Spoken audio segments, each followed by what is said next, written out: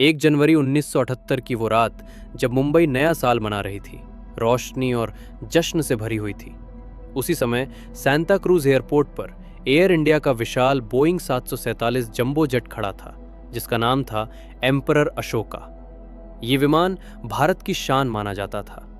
4 engine वाला ये दैत्याकार विमान उस दौर की सबसे आधुनिक तकनीक का प्रतीक था और इसी विमान को एयर इंडिया फ्लाइट 855 के रूप में मुंबई से दुबई के लिए उड़ान भरनी थी। विमान में 190 यात्री और 23 क्रू मेंबर सवार थे, जिनमें बच्चे, महिलाएं, बुजुर्ग, भारतीय और विदेशी नागरिक शामिल थे।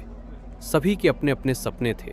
कोई नौकरी के लिए जा रहा था, कोई परिवार से मिलने, कोई छुट्टियां मनाने। किसी को जरा भी अंदाजा नहीं था कि ये उनकी जिंदगी की आखिरी यात्रा होगी। रात लगभग 8:12 पर विमान ने रनवे से उड़ान भरी। मौसम बिल्कुल साफ था, न तूफान था, न बारिश, न कोई तकनीकी चेतावनी। टेक ऑफ के बाद विमान जैसे ही मुंबई की रोशनियों को पीछे छोड़ते हुए अरब सागर के ऊपर पहुंचा, नीचे अंधेरा और ऊपर काला आसमान फैल गया। ऐसी स्थिति में पायलट आंखों से नहीं बल्कि इंस्ट्रूमेंट से विमान उड़ाता है। कॉकपिट में कैप्टन, को पायलट और फ्लाइट इंजीनियर मौजूद थे। कैप्टन बेहद अनुभवी थे। उन्होंने हजारों घंटे उड़ान भरी थी और बोइंग 707, 737 और 747 जैसे बड़े विमानों को पहले भी उड़ा चुके थे। लेकिन उस रात कॉकपिट में मौजूद एक बेहद अहम उपकरण, एटीट्यूड इंडिकेटर, कैप्टन को गलत जानकारी देने लगा। इस यंत्र का काम होता है पायलट को यह बताना कि विमान ऊपर जा रहा है या नीचे, सीधा है या झुका हुआ।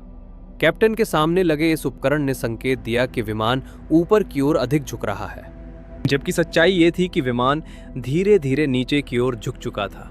रात का अंधेरा, नीचे समुद्र और कोई बाहरी दृश्य न होने के कारण कैप्टन को इंसानी दिमाग का सबसे खतरनाक भ्रम हुआ, जिसे स्पेशियल डिसोरिएंटेशन कहा जाता है। यानी दिमाग को लगता है कि वो सही दिशा में है, जबकि हकीकत बिल्कुल उल्टी होती है।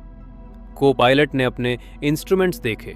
उसके उपकरण सही काम कर रहे थे और वो समझ गया था कि कुछ गड़बड़ है। उसने कैप्टन को चेतावनी दी कि विमान की स्थिति ठीक नहीं लग रही, लेकिन उस पल अनुभव, आत्मविश्वास और गलत इंस्ट्रूमेंट पर भरोसा भारी पड़ गया। कैप्टन ने सोचा कि विमान बहुत ऊपर जा रहा है और उसे संतुलित करने के लिए उन्होंने नाक और नीचे कर दी, जबकि विमान पहले से ही नीचे की ओर गिर रहा था। अब गिरावट और तेज हो गई।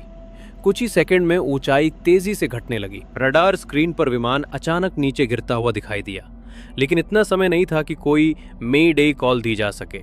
यात्रियों को शायद कुछ समझ में भी नहीं आया और फिर उड़ान भरने के लगभग 3 मिनट बाद बोइंग 747 अरब सागर से टकरा गया। टक्कर इतनी भयानक थी कि विमान तुरंत टुकड़ों में टूट गया। ईंधन में आग लग गई और समुद्र की सतह पर लपटें उठने लगी। पास के मछुआरों ने आग और धुआं देखा, लेकिन वहां बचाने के लिए कोई जीवित नहीं था।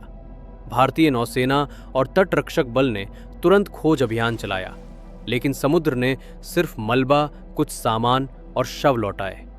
विमान में सवार सभी 213 लोगों की मौत हो चुकी थी। जांच शुरू हुई।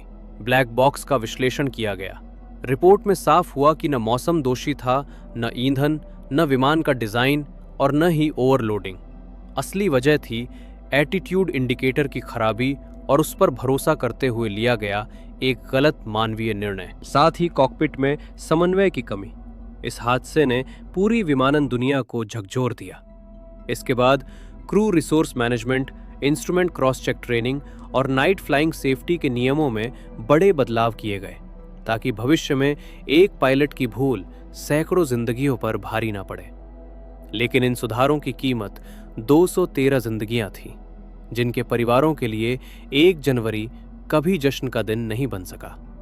एम्परर अशोका, जो कभी आसमान का राजा था, उस रात सागर में समा गया और उसकी कहानी आज भी हमें याद दिलाती है कि आधुनिक तकनीक के बावजूद आसमान में सबसे अहम चीज इंसानी निर्णय होता है, क्योंकि कभी कभी सिर्फ कुछ सेकंड और एक छोटी सी भूल इतिहास की सबसे बड़ी त्रासदी बन जाती है।